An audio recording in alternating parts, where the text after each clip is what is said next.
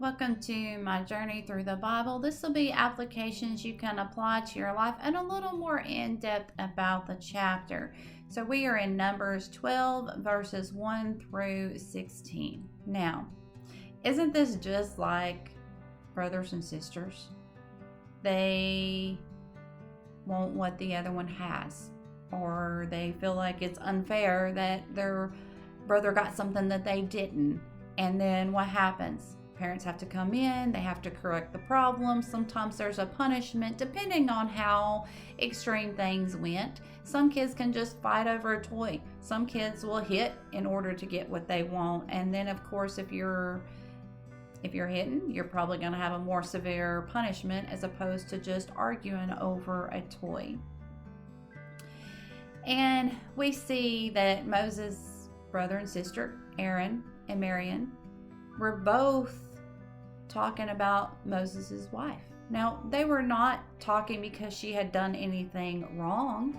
They were more talking about where she was from. And let's just be honest. If you talk about a man's wife, that's like poking a bear.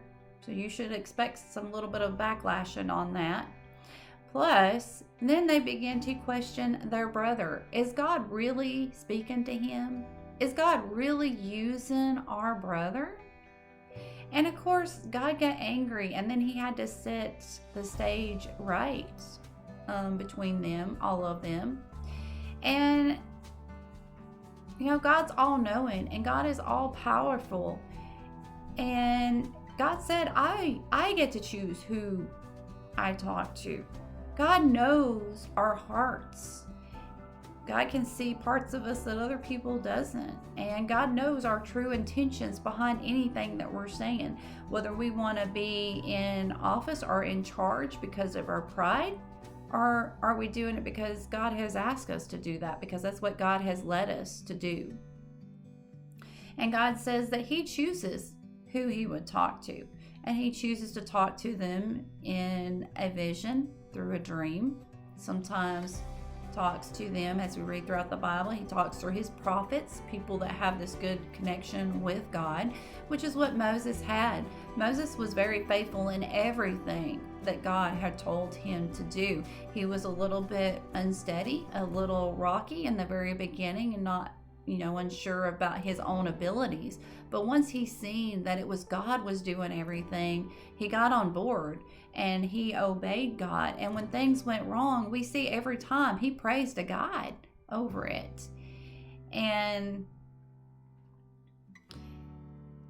I would say there's a couple of different things we can learn from all of these. Of course, Miriam and Aaron was probably a little jealous, a little angry that maybe they wasn't the leader over the children of Israel. And they let that jealousy and that anger take control of them. And then there was a punishment. There was consequences afterwards. And I would say with us, we do that. When something comes into our mind, if we don't push it out, take it to God and pray about it, we think about it too long, we're going to act on it. And then many times we're going to regret it after the fact. And that's something we need to be aware of. Instead of waiting and regretting your decisions of what you have done, you need to take the time and think about what you're feeling and why you're feeling that. Why am I jealous of this person? Why am I angry with this person? And talk to God and let him show you those answers. And then let him take that anger and that jealousy. And a lot of times, maybe we get jealous because we're working on a project with somebody else, but then the other person gets all the credit. And we're like, hey, I did my part too. Why am I not getting praised? Why am I not being appreciative? And it's very understandable, but at the same time, we need to say, hey, I'm grateful that this person came and helped me with this job. I be thankful for the help that you're given, that you didn't have to do it all by yourself. And then, of course, you also have God that gave a punishment to Miriam. Now, leprosy was very dangerous. People would die from it. you were separated from your family and friends until the leprosy went away, or, ultimately death came. And God was very merciful in this. He said, this is the custom of this time. This is the custom of the Middle East, that if you shame your father, then he would spit in your face, and then you would, for 7 days, you'd be put to the side or in a room or whatever. So God followed their customs and put her outside of the camp for 7 days. But God restored her. He restored her back to her family and her friends, back to her regular flesh. Instead of the leprosy, it was taken away from her. And hopefully during this time, this gave her a chance to think about her actions and to make sure that she wouldn't make that mistake again. Plus, she was an example for the rest of them. You can't lash out against God and the people that God has put into authority, whether it is our president, whether it is your preacher, whether it's your teachers.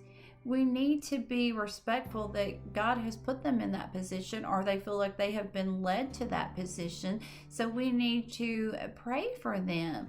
And even if we don't agree or we feel like they're unjustly criticizing us, we need to take it to God and say, God, help me to see what the real issue is. Help them to see what the real issue is. Maybe it's an issue that they have with their self, and then they lash out at you because they're angry, because they're jealous. And that's what God's telling us. We got to bring things to God, and we need to pray about it and leave it in His hands. So the next time you're criticized, just pray that God would handle things in a godly way, that God would allow people to handle it in a godly way, for you to pray for them, for your attitude to be godly, for them to face reality of what the real reason is that they're upset about things, and for them to handle it in a godly way. We see that Moses, even though his brother and sister lashed out at him and his wife, he still prayed to God for them. So that is a good example that we need to do in our life as well. May God be with you in everything and in every way.